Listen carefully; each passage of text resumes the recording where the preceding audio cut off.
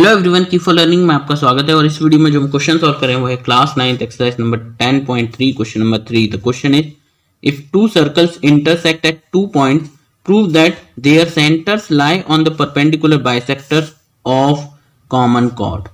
तो क्वेश्चन में कहा है कि दो सर्कल्स एक दूसरे को इंटरसेक्ट करते हैं 2 पॉइंट्स पर और हमें प्रूव करना है कि इनके जो सेंटर्स हैं, दोनों ही जो सर्कल्स हैं उनके जो सेंटर्स हैं वो कॉमन कॉर्ड के परपेंडिकुलर बाइसेक्टर पर लाई करते हैं।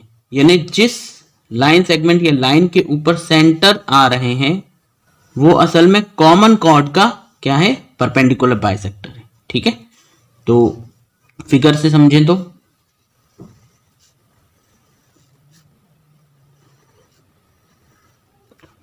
तो ये दो सर्कल हैं और ये 2 पॉइंट्स पर इंटरसेक्ट कर रहे हैं, ये इनके सेंटर्स हो गए।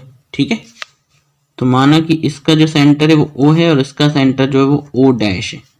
ठीक है, और ये जो 2 पॉइंट्स है जहां सर्कल इंटरसेक्ट कर रहे हैं वो एक A मान लिया और इस एक को B मान लिया। ठीक है, और ये हो गई इसकी कॉमन कॉर्ड। ये इस सर्कल के लिए भी कॉर्ड है और इस सर्कल के लिए भी कॉर्ड है, तो कॉमन कॉर्ड। और हमें जो प्रूफ करना है वो ये है कि सेंटर जो, जैसे ये एक लाइन सेगमेंट हो गई, ये जो है O डैश, ये इस AB को क्या करता है, बाइसेक्ट भी कर देता है 2 बराबर भागों में और इसके ऊपर परपेंडिकुलर भी होता है। ये हमें प्रूफ करना है। ठीक है, तो दोनों चीजें प्रूफ करेंगे कि ये जो AB है ये बाइसेक्ट भी हो रही है। मान लो यहां पर हमने क्या मान लिया, ये जो पॉइंट है इसको M मान लिया। ठीक है, तो हमें जो प्रूफ करना है वो ये है कि ये जो साइड AM है वो MB के बराबर है और दूसरा कि जो O डैश है वो AB के ऊपर क्या है, परपेंडिकुलर, यानी यहाँ 90 डिग्री बना रहा है। ये हमें प्रूफ करना है। ठीक है, तो देखिए क्या करना है सॉल्यूशन में। सबसे पहले गिवन लिख देते हैं।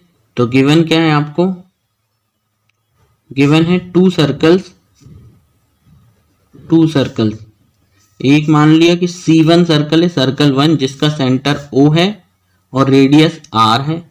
ठीक है, एंड सर्कल 2 मान लिया, दूसरा सर्कल जो कि जिसका कि O डैश सेंटर है और इसकी रेडियस, इसे R1 मान लिया, इसे R2 मान ली। ठीक है, इंटरसेक्टिंग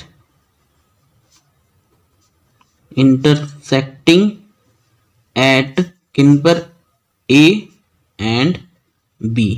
ठीक है, A और B पर एक दूसरे को इंटरसेक्ट करते हैं। ये कॉमन कॉर्ड क्या है,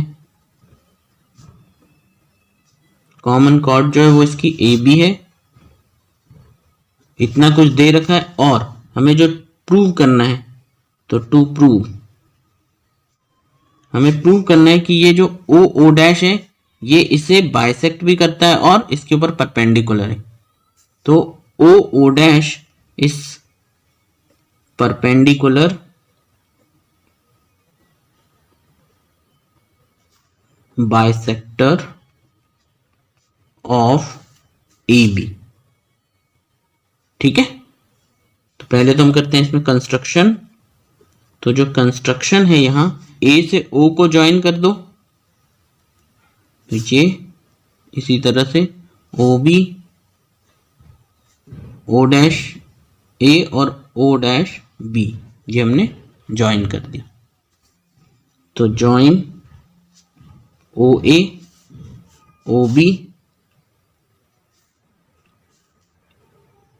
O डैश A ये और O dash and O dash B।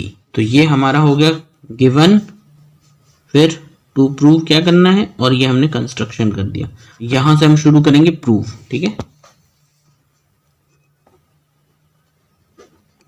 Proof. तो पहले हम इस ट्राइंगल और इस ट्राइंगल को, यानी OA O dash OB O dash, इन दोनों को कॉन्ग्रुएंट प्रूफ करें। तो इन triangle OA O dash and triangle OB O dash. ठीक है, इसमें देखिए क्या क्या इक्वल है। इस वाले ट्राइंगल में ये साइड यानी OA इस OB के इक्वल है क्योंकि इस सर्कल की ये दोनों ही रेडियाई हैं। तो क्या हो जाएगा O A is equal to O B radii of same circle. फिर दूसरा इसी तरह से ये और ये भी हो जाएगा, O dash A, O dash A, O dash B, O dash B, ये भी same radii of the same circle. ठीक है। और जो तीसरा है वो है ओ डैश, ये कॉमन है, इस ट्राइंगल के लिए भी एक साइड है और इस ट्राइंगल के लिए भी एक साइड है। तो O dash is equal to O dash, that is common side. तो अब देखिए जो तीन चीजें मिली, साइड, ये भी क्या थी, साइड इसके बराबर, और ये side, common side, side side side से ये दोनों ट्राइंगल्स कॉन्ग्रुएंट हो गए। So triangle O A O dash, O A O dash is congruent to triangle O B O dash by S S S criterion of congruency. ठीक है। तो यदि ये ट्राइंगल कॉन्ग्रुएंट हैं तो यहां पर ये एंगल और ये एंगल इक्वल लिख सकते हैं हम बाय सीपीसीटी। ठीक है। तो इसको मैंने मान लिया ये 1 है और ये 2 है, तो इसके according angle 1 is equal to angle 2 हो जाएगा बाय सीपीसीटी। ठीक है। और इसको हमने नाम दे दिया फर्स्ट। ठीक है। तो एंगल 1 एंगल 2 ये तो हमने प्रूव कर लिया यहाँ पर इन दोनों की कॉन्ग्रुएंसी के थ्रू। अब हम इस ट्राइंगल और इस ट्राइंगल, यानी कि ये जो ट्राइंगल है ओ ए और यहाँ एम, और ओ बी और एम, इन दोनों को कॉन्ग्रुएंट प्रूफ करेंगे। ठीक है। In triangle A O M and triangle O B M, इस वाले ट्राइंगल में हम लिख सकते हैं एंगल 1 इस वाले ट्राइंगल के एंगल 2 के बराबर है, तो angle 1 is equal to angle 2, ये फ्रॉम फर्स्ट, क्योंकि हमने फर्स्ट में यहां प्रूव कर दिया ये। दूसरा, ये जो साइड है ए ओ और ये O B, A O is equal to O B, ये दोनों इक्वल है क्योंकि ये रेडियाई है सेम सर्कल की, तो रेडियाई और सेम सर्कल। ठीक है। और जो तीसरा है वो ये है O से लेकर यहां M। ठीक है। ये M पॉइंट मैंने यहां लिखा है, O M is equal to O M, O M is equal to O M, ये कॉमन साइड हो गई। ठीक है। तो ये हो गया साइड, ये भी एक साइड है और बीच में एक एंगल। ठीक है। तो साइड एंगल साइड से ये क्या हो गया, कॉन्ग्रुएंट हो गया, ये ट्राइंगल और ये triangle. So triangle AOM is congruent to triangle BOM, और किस कारण से, साइड एंगल साइड से, साइड एंगल साइड क्राइटेरिया। ठीक है।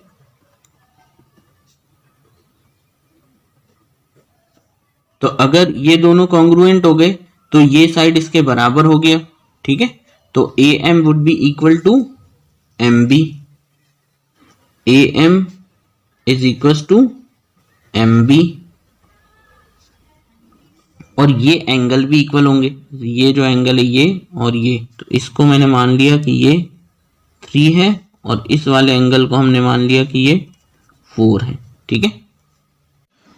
तो angle 3 is equal to angle 4 होगा यहां। ठीक है।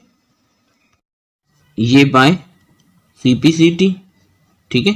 तो एक चीज तो आ गया कि AM MB के बराबर है, मतलब ये बाइसेक्ट हो गया, और परपेंडिकुलर प्रूफ करने के लिए इन दोनों को 90 डिग्री प्रूफ कर देंगे। ठीक है। तो इसे हमने ले लिया सेकंड, और एक और चीज हमने लिखी ये है कि एंगल 3 और एंगल 4 ये दोनों इक्वल है, angle 3 is equal to angle 4, और इसको हमने थर्ड ले लिया, and this is also because of CPCT.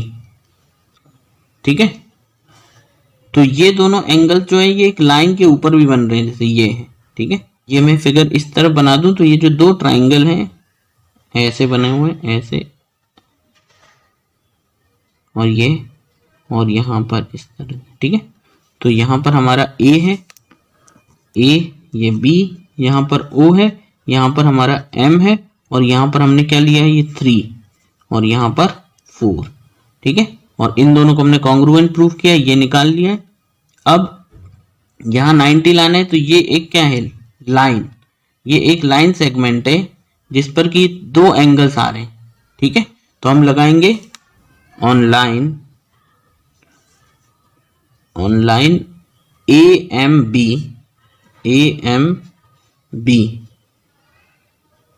इस पे हम लिख सकते हैं एंगल 3 प्लस एंगल 4, ये पूरा मिलके क्या बनेगा, एक linear pair, angle 3 plus angle 4, angle 3 plus angle 4 is equal to 180 degree by linear pair. पर 3 और 4 तो इक्वल ही है, यहाँ पर हमने शो कर दिया है। इसको मैंने मान लिया कि ये x है, मतलब 3 और 4 ये दोनों x के बराबर है। तो 3 की जगह हम थर्ड का यूज अगर करें, 3 की जगह हमने थर्ड का यूज किया, 4 की जगह भी थर्ड का यूज किया। थर्ड में हमने लिखा है 3 और 4 इक्वल है और x के बराबर है, तो यहाँ एंगल 3 की जगह आ गया x प्लस एंगल 4, ये भी हो गया x is equal to 180 degree, ठीक है। इसके आगे यहाँ कर लेते हैं, तो यहाँ देखिए x प्लस x क्या हो गया, 2x इक्वल टू 180, 2 नीचे जाएगा और इसको कैंसिल कर देगा, तो 2 से 180 कैंसिल होगा कितने टाइम, 19। तो x की जो वैल्यू आई वो क्या है, 90, और इट एम्प्लाइज कि अगर x 90 है तो यहाँ पर एंगल 3 और एंगल 4 दोनों ही 90 है ना। इट एम्प्लाइज कि angle 3 is equal to angle 4, ये दोनों किसके बराबर है, x के बराबर है, ये किसके बराबर है, 90 के बराबर, ठीक है। तो हमारे पास आ गया कि यहाँ पर जो एंगल्स बन रहे हैं ये 90 डिग्री के होंगे। अगर यहाँ 90 डिग्री होगा तो ये परपेंडिकुलर होगा, ठीक है। यही हमें दूसरा प्रूफ करना था, ठीक है। इट एम्प्लाइज कि जो ओ डैश है वो परपेंडिकुलर है किसके ऊपर, ए बी के ऊपर, ठीक है। और ये अगर परपेंडिकुलर है तो पहले ही हमने बाइसेक्टर तो पहले ही प्रूफ कर दिया था कि ये और ये इक्वल है किसमें, सेकंड में। तो फ्रॉम सेकंड, और बाकी इसको हमने लिख लिया फोर्थ, क्योंकि फोर्थ में हमने परपेंडिकुलर बताया। तो सेकंड और फोर्थ से ये क्या हो गया, ये हो गया बाइसेक्टर और ये हो गया परपेंडिकुलर, तो परपेंडिकुलर बाइसेक्टर हो गया, ठीक है। फ्रॉम सेकंड एंड फोर्थ हम लिख सकते हैं कि O dash is perpendicular bisector of A B, ठीक है। तो यही हमारा आंसर, यही हमें प्रूफ करना था। तो होपफुली आपको ये समझ आया होगा। Thank you very much for watching.